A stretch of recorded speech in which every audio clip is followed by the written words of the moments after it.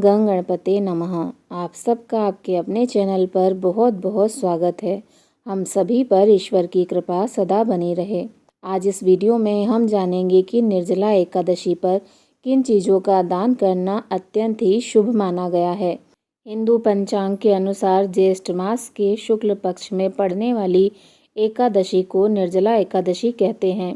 यह एकादशी साल भर में पड़ने वाली सभी एकादशियों से कठिन और सबसे अधिक पुण्यदायी होती है। यह एकादशी सबसे अधिक महत्वपूर्ण भी है।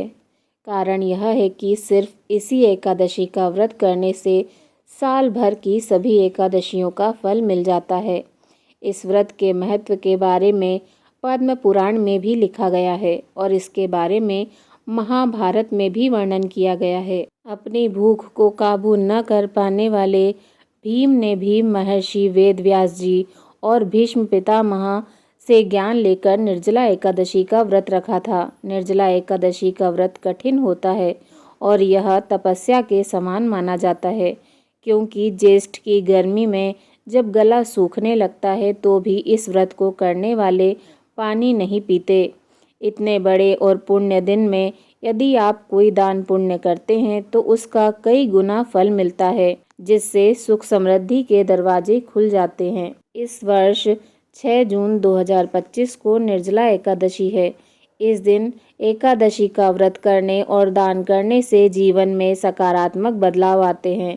दान करने वाले के जीवन से कष्ट दूर हो जाते हैं और वह सुखों को भोग कर अंत में मोक्ष को प्राप्त करता है। आइए जानते हैं कि इस दिन किन किन चीज़ों का दान करना पुण्य फलदायक होता है। नंबर 1, जल दान। निर्जला एकादशी के दिन जल दान को सबसे अधिक महत्वपूर्ण सर्वोच्च बताया गया है। इस दिन जल से भरे हुए मिट्टी के घड़े में तुलसी का पत्ता या आम का पत्ता या लाल कपड़ा बांधकर दान दिया जाता है। इससे प्यासे को जल देने का पुण्य मिलता है, पितरों की आत्मा को शांति मिलती है और व्यक्ति के सभी पाप नष्ट हो जाते हैं और अंत में मोक्ष की प्राप्ति होती है। नंबर 2, वस्त्रों का दान। वस्त्रों का दान करना बहुत ही महत्वपूर्ण है। इस दिन गरीब ब्राह्मणों या ज़रूरतमंदों को वस्त्रों का दान करना अत्यंत ही शुभ माना जाता है। विशेषतः सफ़ेद वस्त्र या गर्मी में हल्के सूती कपड़ों का दान करना बहुत ही अच्छा रहता है।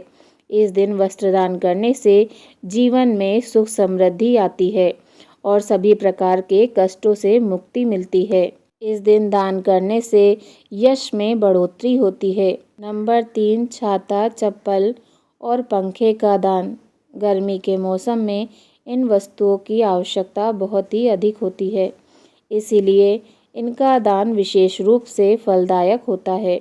यह चीज़ें गर्मी से पीड़ित लोगों को राहत पहुंचाती हैं, जिससे दान करने वाले के घर में शीतलता और सौभाग्यता बनी रहती है। साथ ही आयु और यश में वृद्धि होती है।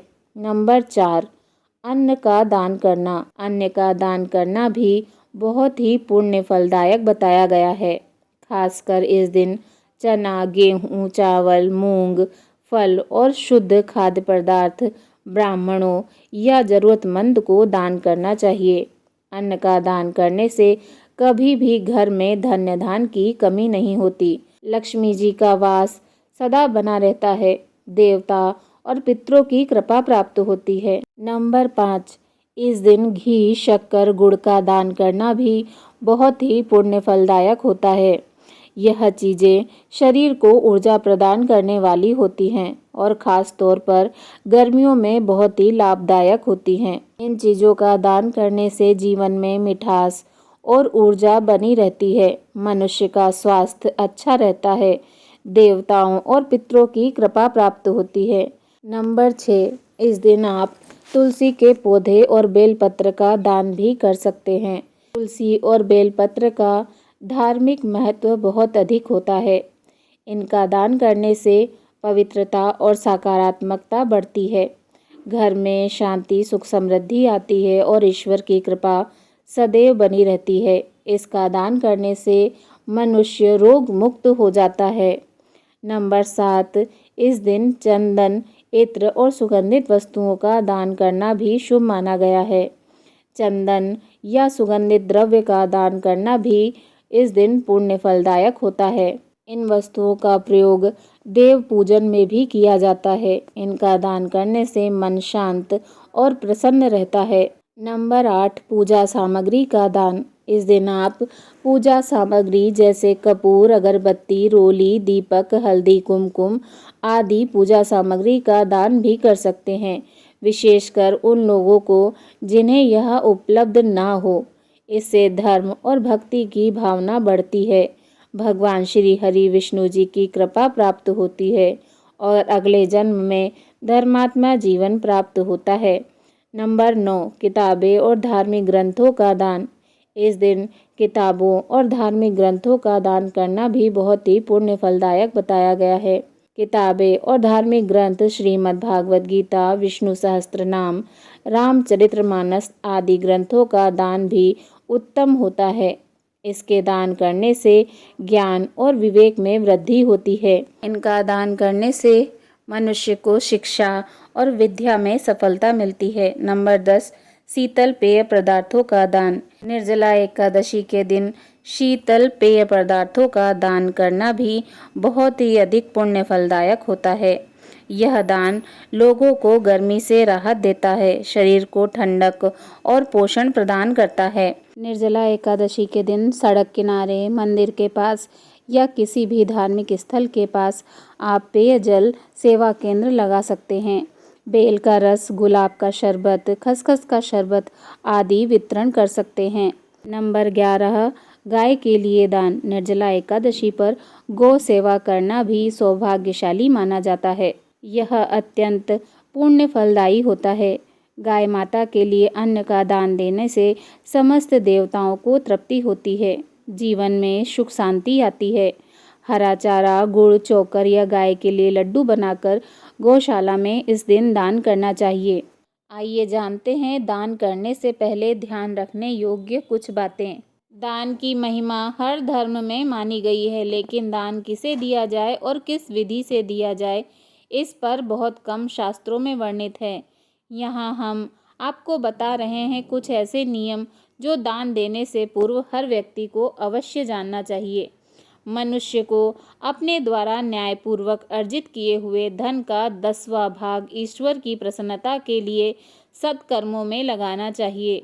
जो मनुष्य अपने स्त्री, पुत्र एवं परिवार को दुखी करके दान देता है, वह दान जीवित रहते हुए भी और मृत्यु उपरांत भी दुखदायी होता है। स्वयं जाकर दिया हुआ दान उत्तम एवं घर बुलाकर दिया हुआ दान मध्यम फलदायी होता है।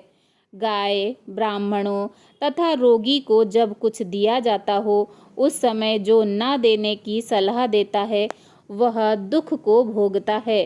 तिल, कुश, जल और चावल इनको हाथ में लेकर दान देना चाहिए, अन्यथा इस दान पर दैत्य अधिकार कर लेते हैं।